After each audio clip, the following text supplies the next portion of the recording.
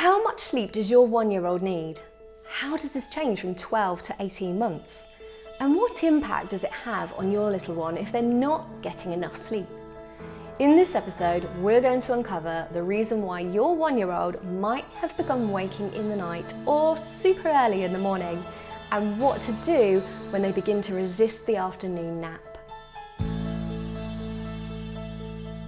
So many mums ask me what to do at around the 12-month mark when their little ones start resisting that second nap.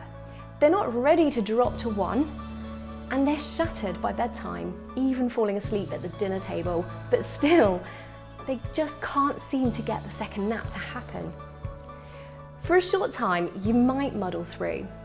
Bedtime may feel like a breeze because he's actually just conking out with no fuss or resistance, and maybe the night's sleep is pretty good too. But this won't last, and you're on borrowed time. You see, at first, the exhaustion means he totally crashes because he's so tired and he needs the sleep. But before long, the overtiredness will cause disturbed night sleep and early morning wake-ups.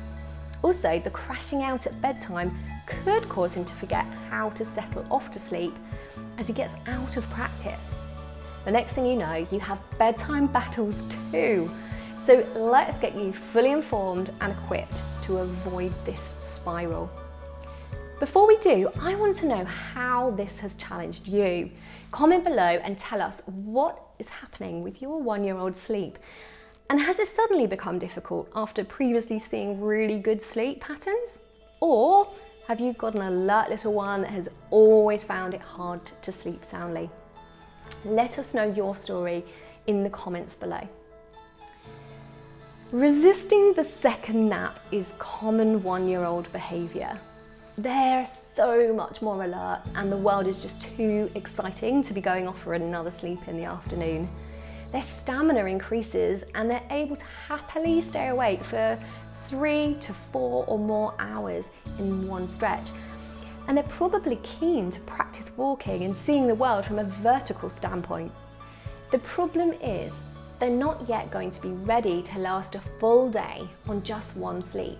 It would mean being awake for far too long in one stretch, and that causes overtiredness to build up.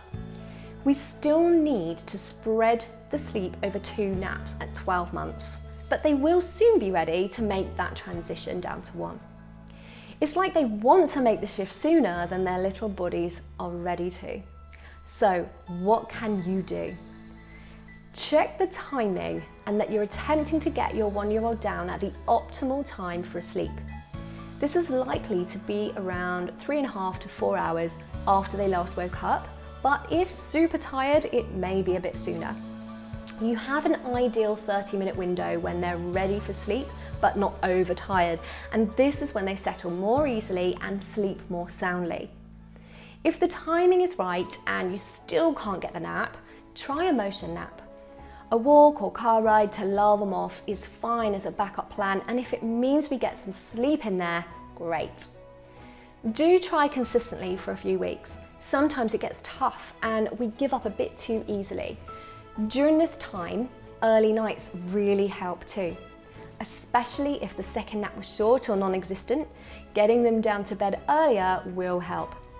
It keeps them aware of falling asleep, and this practice is so important. 1-year-olds often struggle to sleep at nursery or daycare, and if this is true for yours, do talk to the care provider so they can do their best to accommodate your child's sleep needs. And also, see if you can top up the sleep on any home days and weekends. The ideal sleep schedule for a 1-year-old, right around that 12-month mark, is starting the day anytime from 6 a.m.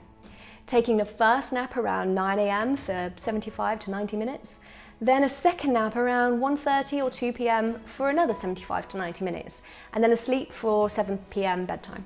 Of course, things rarely go quite so textbook smoothly.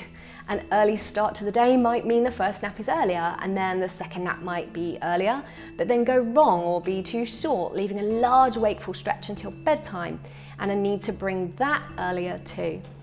You do have to roll with it day to day, but having a goal in sight and being aware of what sleep your little one needs when they're falling short of this and some ways to top them up, that will help you to ensure they don't get too desperately overtired during these challenging few months until they're truly ready to drop to one nap comfortably without repercussions. For more on the transition from 2 naps to 1, check out my video on that topic.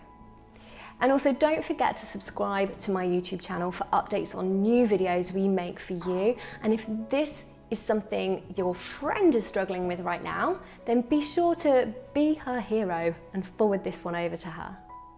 Until next time, sleep soundly and live with vibrance.